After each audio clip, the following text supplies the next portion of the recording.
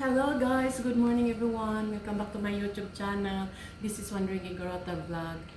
Before we start, I would like to shout out all my subscribers, my new subscribers, the viewers, and also the silent viewers. Thank you very much for supporting my small YouTube channel. So before we start, our vlog today is samahan nyo ako at iligpit natin ang aking mga groceries. Dahil once a week lang ako nag-grocery. Ganito talaga ang buhay namin dito sa Australia. Ikaw talagang tagalaba, tagalinis, taga-grocery, lahat na yon, taga-iron, tagaluto, lahat-lahat na yan. So, kayo na nagsasabi na ang buhay namin sa abroad ay masarap, maganda. Hindi po, mali kayo kasi maigi nga sa ibang countries mayroon silang katulong. Pero dito sa Australia wala kaming katulong. Kami mismo ang mga katulong sa aming mga bahay, aming tahanan. Kaya welcome to my life this morning and I will show you to you our life in Australia. So here this morning I went shopping but I forgot to bring my camera. That's why I did not do vlogging in the shop. However, samahan nyo ako at we put away ang aking mga groceries, diba? Ganon. Parang wala tayong ilaw. I think we have no electricity. Anyway, can you hear me? Namatay ang ilaw dito. Sorry po. Nawalan kami ng ilaw. Yan. I don't know why don't we have a light. I'm not sure. Okay, can you hear me? I'm sorry. I was just checking kasi biglang nawala ang ilaw. Anyway, let's continue our vlog. So ito na po. This is what I bought in the shop. Ayan. Ganon. Diba? I have Joe Melon, we call that, and then I have Pau. So, to be honest, nagamit pa akong na-shopping dito. Ayan. Hindi naman sa gaanong karami, kasi on the way home, or I go out, I always do my shopping as well. So, yan na po. At itong isa,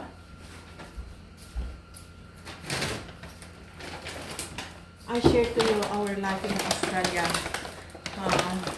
Ayan, mayroon tayo ng pansit. Hindi talaga mawawala ang pansit sa mga Pilipino, diba? Yan, pansit na naman. Ano ba yan? Ito, sultanas. Ayan, 1 kilo ba to? 1 kilo of sultanas. At saka may jam. Strawberry jam. Of course, you know why I bought condensed milk? For my sticky rice. Maggagawa ako ng sticky rice mamaya. Ayan po. At resibo. Of course, may resibo. Ayan. Ito pa.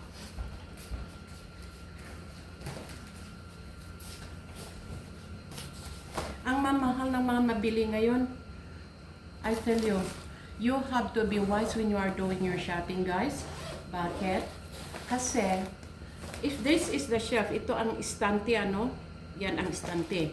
So, istante, oh. Yung pinakamahal, ilagay nila doon sa gitna. Yung sale, tawag nila, they drop a pamphlets in your letterbox saying that you go to this shop because they are having 50% off. So you jump in the shop. When you go there, you go in the aisles, you don't say anything special, but they are very tricky.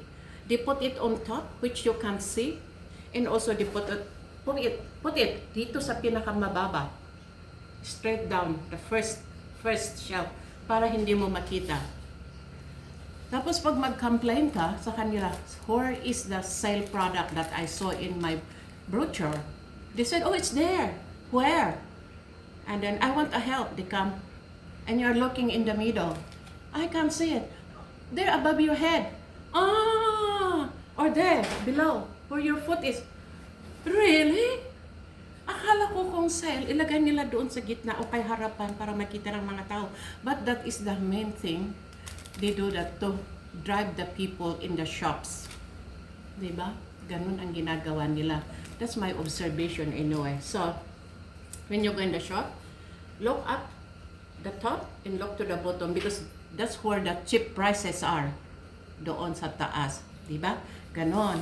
At saka, hindi mawawala ang chocolate. Hindi ako mahilig sa chocolate, pero yung mga apo ko, pumupunta sila dito kasi minsan inaalagahan ko sila. Kaya binibilhan ko sila ng chocolate. Diba? Natutuwa ang mga bata sa ganyan. At sa mga Pilipinos, hindi mawawala yung spam. Diba? Spam. Mahilig tayo sa spam. Ako rin dito. Mahilig ako sa spam. Of course, at saka kape. Coffee is life.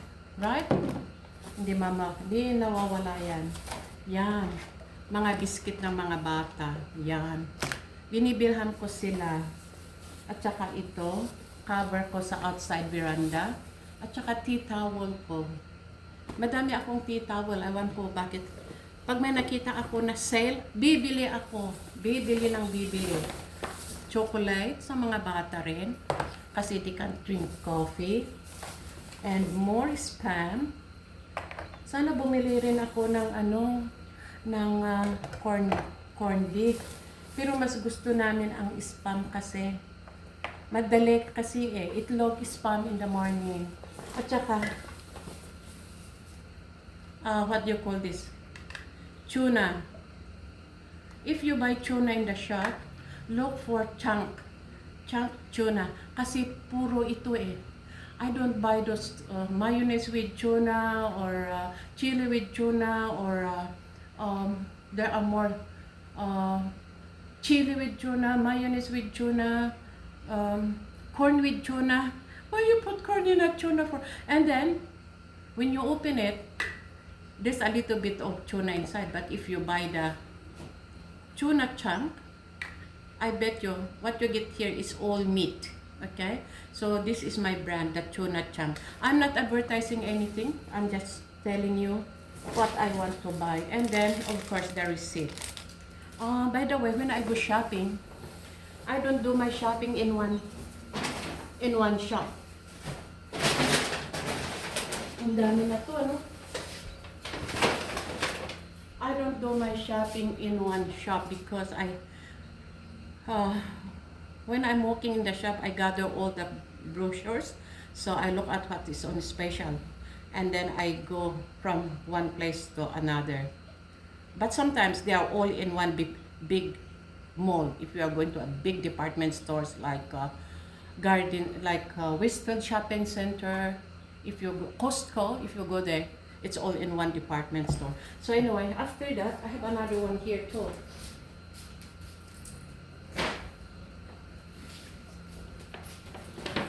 Ayan. Tignan yung mga shopping bag ngayon, napupunit na. Kasi yung mga plastic bag, pinalitan nila ng paper bag. Which I agree because paper bag, it's very easy to dissolve in water. Kaysa doon sa plastic. Doon namamatay daw ang mga birds. Kaya pinalitan nila ng mga paper bag. Ito na po. Ay, pakita ko sa inyo. Famous footwear, they're having a special because they are closing down. It's 50% off all the shoes that you want. Kaya ako nakabili ng sapatos, although I can't wear shoes because of my foot, but cross fingers, I hope my foot and my foot will get better now.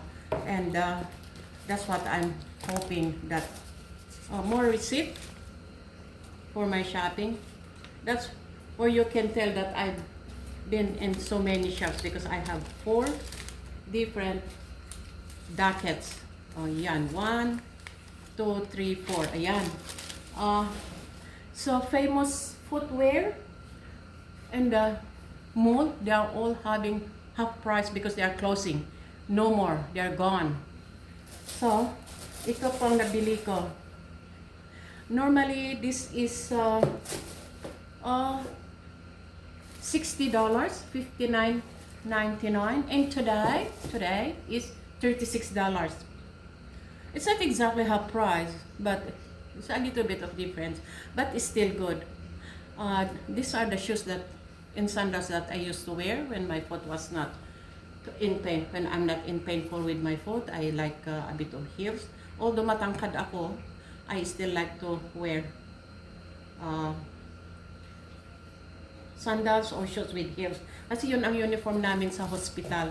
May a little bit of heels para kasi yung paa mo kung yung flat, your feet will go flat to the ground. Mahirap ka nang lumakad eh.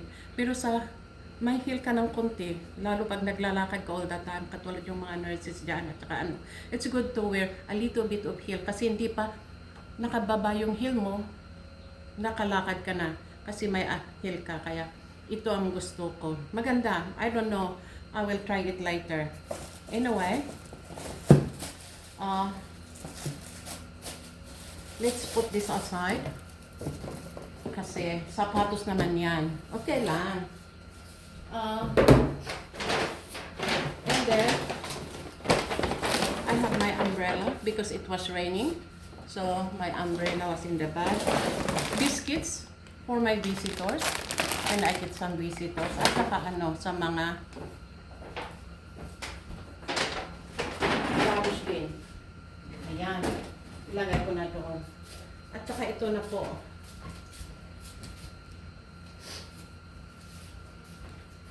Huwag kayo na nga alis kasi meron pa akong mga ipakita sa inyo na mga ano, ladies sickness. Yung bumili ng mga damit. Ito na po. Nakabili na naman ako ng mga damit. I always said all along na hindi na ako bibili ng damit, hindi na ako bibili ng bag, hindi na ako bibili ng sapatos. Pero pag naglakad ako sa mga shops at may mga mura, mga ganito, yan. Hindi naman para sa akin ito. Baka sabihin nyo, ba't ka bumibili ng ganyan, Elizabeth? Yan, sa mga pamangkin ko, mga apo ko ba? Kasi, ito, ano lang, $4. Mura na yun. $4 a pair. Ito ay Halloween, pang Halloween. Pero okay lang kasi, ano, they wear it at home or maybe they wait until next year before they wear it. Ayan, nakabili na naman ako, tigto $2. So, that's still okay. Nakabili ako ng, ano, tsaka mga t-shirts ng mga bata, mga apo ko. Nag-sale sila $2 lang. Diba? Made in Australia. Mahal ang made in Australia, guys. Kasi ang material ang mahal dito. At saka ang labor. Ang labor ang mahal dito. Kaya, normally this is $15. But because they're on special now, they are $2. Ayan. Ayan, oh. $2 lang. Okay na yun. Ayan. Nakabili tayo ng damit. So, let's put it aside.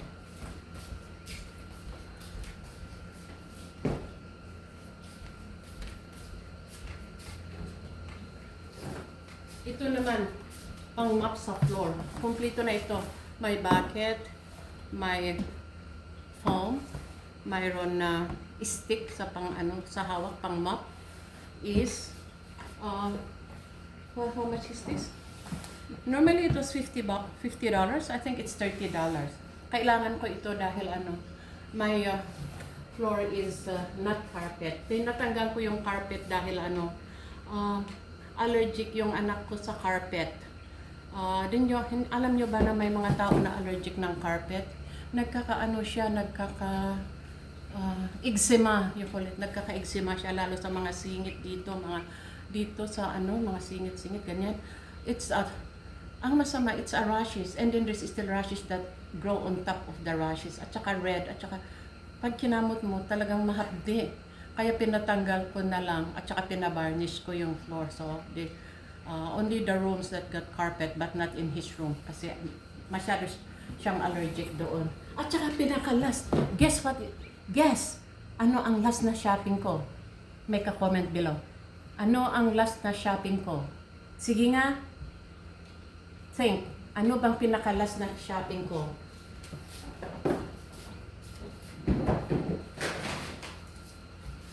Tata! Bigas! Bigas! Hindi mawalang ang bigas sa aking kitchen. Ayan, yan ang bigasan ko. Oh. Yan. Yan, galing pa sa Philippines yan. Ginawa ng aking lola. Clay. Kaya mahal na mahal ko yan. Oh, ito. Ito. Ayan. Yan ang aking bigasan. Galing sa Philippines. Ginawa ng aking lola. Yan. Ingat na ingat ako para hindi mabasa. Diba? Ganon. Ito ay 5 kilos. It's only special in Kohl's. Normally this is $15. Now it's $13.50. Ayan. Ayan na po. Hi guys. Hi guys, yun lang ang na-shopping ko ngayong araw. But bet me, you know magkano lahat yan? Ang mahal yan. Akala mo po konti lang. Meron na ito may $36. Ito may $50. Ito $28.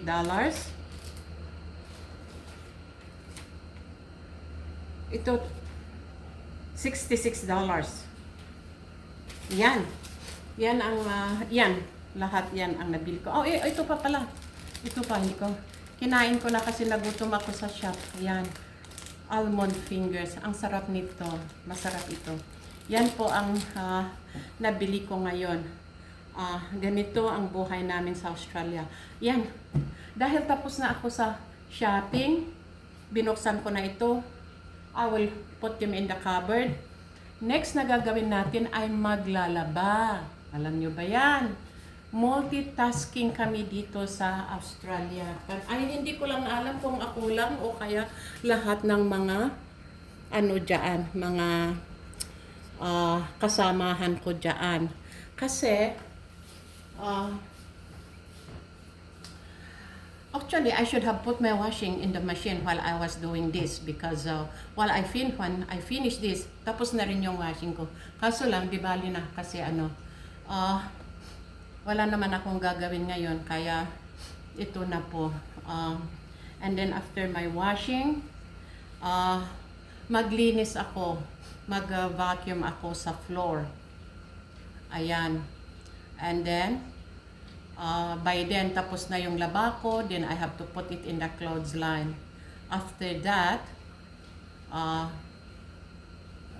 before it gets dark, because ngayon ay summer na, kaya it don't get dark until 7 o'clock, tuyo na yun. Tutuyo na yun kasi it's been raining here for the whole week, kaya naipon ang aking labhan. Ngayon lang siya umaraw. Ngayon na umaraw, ang init naman. Sobrang init dito ngayon. The other day was 38 degrees. Yesterday was 38. Ngayon po ay medyo mababa. I think it's 28 at saka medyo mahangin at saka magandang araw. Kaso lang, dito, I don't know, dito lang sa Australia, parang mababa ang langit. Alam nyo ba yun? Pag mainit tapos lumabas ka, ganun mo, nakikita mo yung mga buhok dito, parang parang nagre-wrinkle sila instead na diretso na ganun. Parang silang tumatayo na hindi ko lang alam yun kasi I live here very long, pero yun ang ko, maibang init dito. At saka kami ay sa Maynila, ang init, pumuti ka, dito naman ang init, mangitim ka sa init. Masyadong, sabi ko, I'm a bit silly. Masyado bang malapit kami sa langit? Bakit pag lumabas ka kung mainit ay magbabrown ka kaagad? Pagkatapos magkakamantsa lahat yung mukha mo sa araw. Kaya we always use sun cream. Sun cream is very important. before we go out, we always put sun cream kasi it protect your skin for getting skin cancer. Okay? Sun cream. Pero ang mga tao dito, nagsasunbake pa sila sa beach. Sa atin, balot na balot tayo. Dito ka lang nakakita ng mga Asians na nakapayong. I'll tell you a story. Pag lumabas ka doon, makita ka naman nakapayong. Alam mo, Asian na yan. Pilipina yan. Kasi, ayan, we are always, we are too careful with our skin. Kasi brown tayo. Gusto natin mamuti. Di ba? Itong mga puti naman, gusto nilang mag-brown. Sabi nila sa'yo, oh my God, I love your skin. It's nicely brown. Ako naman, oh, I love your skin. I like to be white. Oh, why? Brown is good. No, white is good. You know what I mean? So, you know, it's really, people, I can't understand people. We are never satisfied what we got, di ba? Kaya yan, always wear sun cream pag nandito kami, pag lumabas kami. Talaga ako rin, nag-umbrella ako. Kahit ang mga puti minsan nakatawa sila. But when we see someone in the street walking with umbrella, we know that those are Filipinos, these are Asians. And said, oh yes, please, we are really Asians. We love to wear our umbrellas because we are already brown. So they just laugh. So that's a part of a joke. Anyway, I think we have done so much. So if you did not subscribe, please like, share, and subscribe. Follow me to on Facebook page, Wandering Igorota Vlog. Also, don't forget to like, share, and subscribe. Did I say that? Yes, thank you very much. Thank you very much. I will say goodbye from now, and I'll see you in my next video. Take care everyone, especially in the Philippines that you're having a typhoon there, in the Visayas. Ingat po kayo lahat dyan. Hi, bye world, bye Philippines. See you next time. Bye!